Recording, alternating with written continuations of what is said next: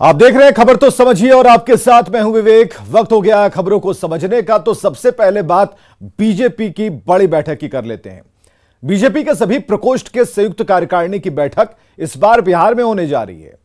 सातों मोर्चा की कार्य समिति की बैठक होगी। मतलब यह साफ है कि बीजेपी का जो फोकस है वो 2024 और 2025 पर है। 2 दिवसीय बैठक को लेकर क्या है बीजेपी की तैयारी, पहले वो जानिए, फिर समझिए यह बैठक अहम क्यों है।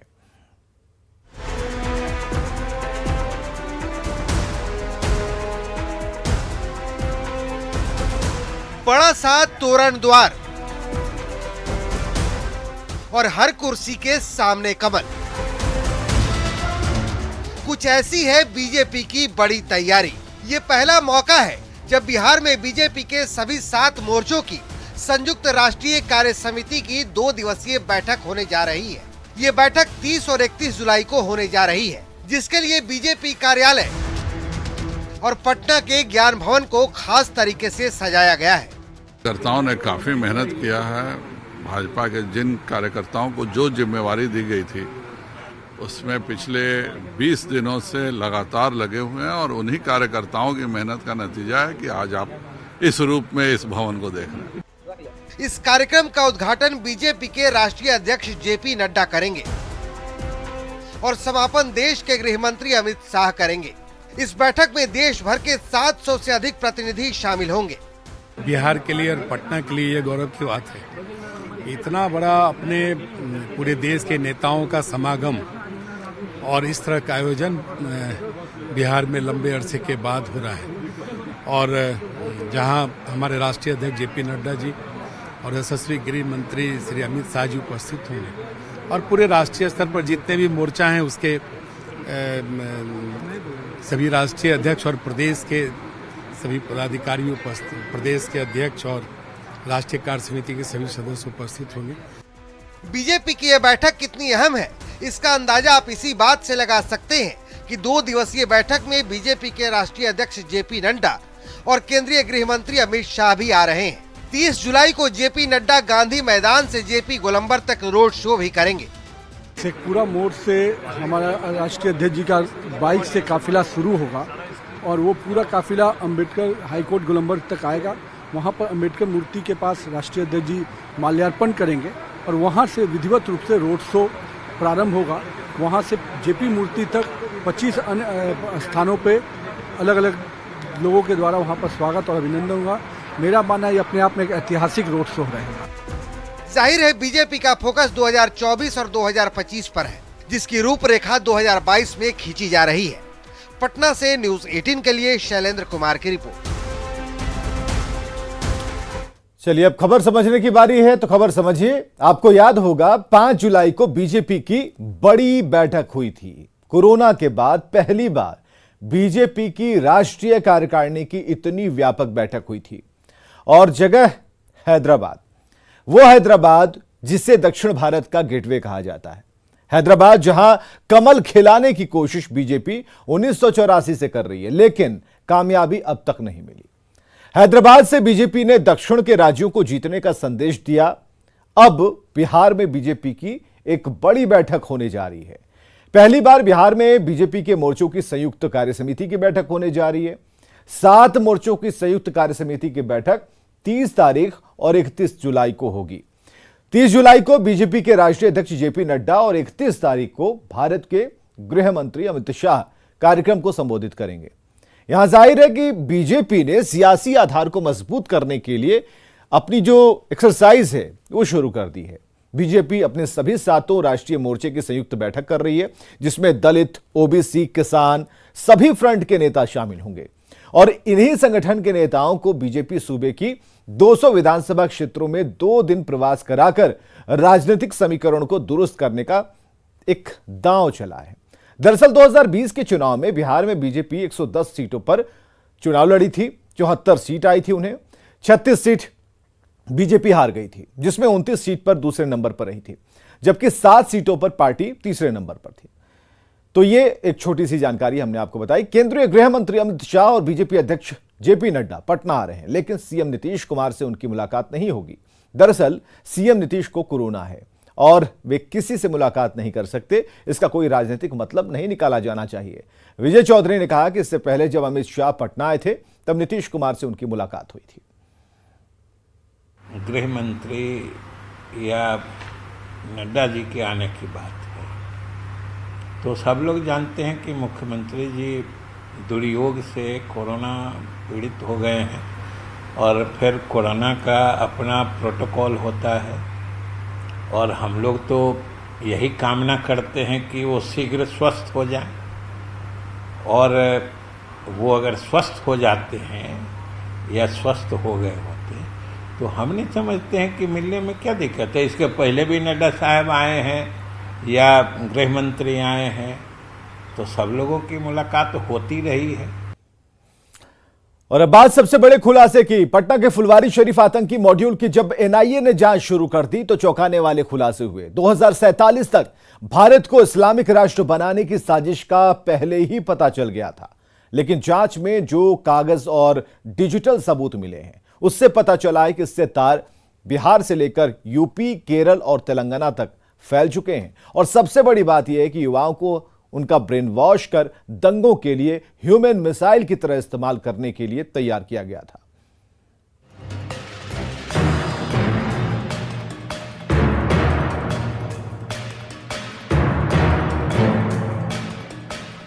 आपके स्क्रीन पर दिख रहा ये कोई मामूली पेपर नहीं है, ये उन 2 एफआईआर की कॉपी है जो एनआईए ने फुलवारी शरीफ मॉड्यूल और मरगूब को लेकर दर्ज किया है। लेकिन आज हम आपको इससे भी बड़ा खुलासा करने जा रहे हैं, खुलासा जो आपके होश उड़ा देगा। जी, अब तक की जांच में एनआईए के हाथ जो जानकारी लगी है वो बहुत बड़ी साजिश की तरफ इशारा करती है। आप ये जानकर हैरान हो जाएंगे कि पीएफआई के मैप पर सिर्फ फुलवारी शरीफ या बिहार ही नहीं बल्कि पूरा हिंदुस्तान था। पीएफआई की नजर केरल, तेलंगाना, यूपी, झारखंड और बिहार पर है। खासकर पीएफआई के टारगेट पर थे वो नौजवान जो या तो बेरोजगार हैं या फिर मुसलमान। पीएफआई का जो अनुसंधान और जांच में पता चला है, इसमें एक चीज बहुत साफ है कि वो किसी भी तरह से हिंदुस्तान को अभ्यसित करना चाहते हैं। इस बात का खुलासा तब हुआ जब तेलंगाना से कुछ युवकों की गिरफ्तारी हुई। अब ये जानना जरूरी है कि आखिर पीएफआई कैसे काम करता है। दरअसल पीएफआई ने कई अलग अलग विंग बना रखे हैं जिसके जरिए मुस्लिम युवाओं का ब्रेन वॉश किया जाता है, कट्टरपंथी विचारधारा को बढ़ावा दिया जाता है। इसके लिए स्कूल, कॉलेज, मदरसों और मोहल्लों में रिक्रूटमेंट होती है जिन्हें पीएफआई के ट्रेनर हथियारों की ट्रेनिंग देते हैं। यही नहीं, प्रदर्शन में दंगा फैलाने की ट्रेनिंग देकर इन युवाओं को ह्यूमन मिसाइल की तरह इस्तेमाल किया जाता है। यही अभी कह सकता हूँ कि बहुत नजदीकी निगरानी रखने की आवश्यकता है। इस साजिश का पर्दाफाश बहुत पहले हो जाता, लेकिन पीएफआई ने सुरक्षा बलों या खुफिया एजेंसियों की आंख में धूल झोंकने के लिए कई मुखौटे बना रखे हैं जिनके जरिए इस पूरी साजिश को धरातल पर उतारने की तैयारी थी। आप पीएफआई के इन मुखौटों को जान लीजिए। पॉलिटिकल विंग यानी एसडीपीआई, छात्र संगठन जिसका नाम कैंपस फ्रंट ऑफ इंडिया है, महिला विंग जिसका नाम नेशनल वुमेन्स ऑफ इंडिया है, धार्मिक विंग यानी ऑल इंडिया इमाम्स काउंसिल, वकील विंग जिसका नाम ऑल इंडिया लीगल काउंसिल है, सोशल विंग जिसका नाम रेहाब इंडिया फाउंडेशन है, ह्यूमन राइट्स विंग यानी National Confederation of Human Rights Organisation और ट्रेड यूनियन विंग है Social Democratic Trade Union. Plan है जैसे कि हमारा सोशल विंग, लीगल विंग और एजुकेशनल विंग और तरह के विंगों को बनाकर, जैसे कि एसडीपीआई इनका पॉलिटिकल विंग है, इस तरह से वो अपने काबिलियत और अपनी ताकत को, पूरे वजूद को पूरे हिंदुस्तान में बढ़ा रहे थे। यानी पीएफआई ने एक पूरा तंत्र तैयार कर रखा है, कैसे लोगों तक पहुंचना है, कैसे रिक्रूटमेंट करना है, कैसे युवाओं का ब्रेन वॉश करना है और जब इनके रिक्रूट पकड़े जाएं तो उन्हें कैसे कानूनी मदद की जाए और फिर ह्यूमन राइट्स के नाम पर हंगामा मचाया जाए। न्यूज़ 18 के लिए पटना से अमित कुमार की रिपोर्ट। आप खबर समझिए कि पीएफआई का प्लान क्या था और इससे भारत को क्या नुकसान होने वाला था, इसके पीछे कौन कौन लोग काम कर रहे थे, इसकी फंडिंग कहां से हो रही थी, और ऐसे कई सवाल हैं जो लोगों के जहन में उठ रहे हैं, उठना भी लाजमी है क्योंकि यह सीधे तौर से देश की आंतरिक सुरक्षा से जुड़ा मसला है।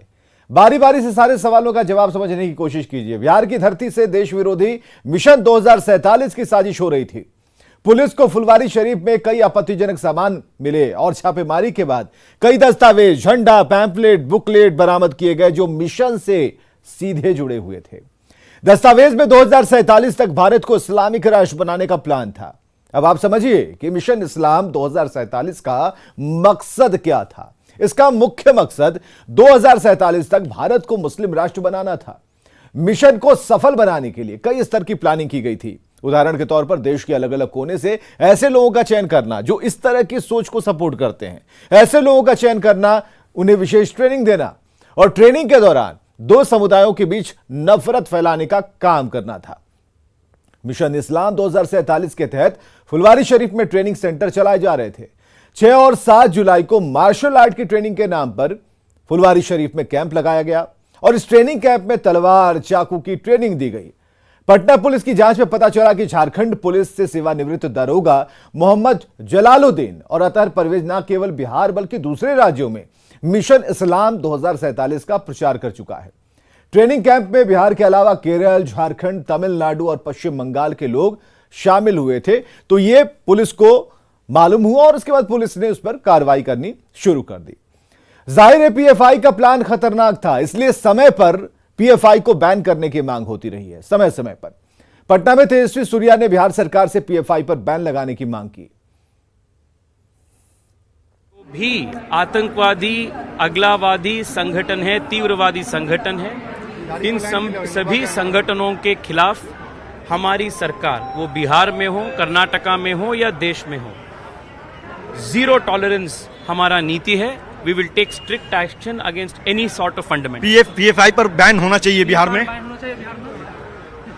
सिर्फ पीएफआई ही नहीं, ऐसे जो भी इस्लामिक रेडिकलिस्ट ऑर्गेनाइजेशंस है जो जनता के बीच में एक तीव्रवादी, अगलावादी चिंतन वो करते हैं, there must be strict action, there will be strict action against all these. संसद में उठाएंगे इस मसले को आप बैन के लिए? ये बैन का बात हो या इसके ऊपर कठिन कार्रवाई का बात हो, I am going to repeat, there is zero tolerance for this kind of extremism. अब आप समझिए क्या है पीएफआई और क्यों इस पर प्रतिबंध की मांग होती रही है। पॉपुलर फ्रंट ऑफ इंडिया यानी कि पीएफआई, जिसका गठन 2007 में हुआ, दक्षिण भारत के 3 मुस्लिम संगठनों का विलय करके मिला के पीएफआई बना था। पीएफआई का दावा है कि इस वक्त देश के 23 राज्यों में संगठन सक्रिय है। देश में स्टूडेंट्स इस्लामिक मूवमेंट यानी कि सिमी पर बैन लगने के बाद पीएफआई का विस्तार तेजी से हो रहा है। कर्नाटक, केरल जैसे दक्षिण भारतीय राज्यों में इस संगठन की काफी पकड़ बताई जाती है। कई हिंसक घटनाओं को लेकर पीएफआई पर आरोप लगते रहे हैं। पीएफआई का नाम फुलवारी शरीफ मॉड्यूल में सामने आया और कहा जाता है कि पीएफआई का काम करने का तरीका बिल्कुल सिमी जैसा है। 2012 से ही अलग अलग मौकों पर इस संगठन पर कई तरह के आरोप लगते रहे। कई बार इसे बैन करने की मांग हो चुकी है। बढ़ते हैं आगे। बिहार में सरकारी स्कूलों में साप्ताहिक छुट्टी पर बखेड़ा खड़ा हो गया। पटना समेत कई जिलों में शुक्रवार को स्कूल को बंद रखा जा रहा है। सवाल है कि बिना कोई सरकारी आदेश के कैसे स्कूलों में जुमे के दिन छुट्टी देने का फैसला ले लिया गया।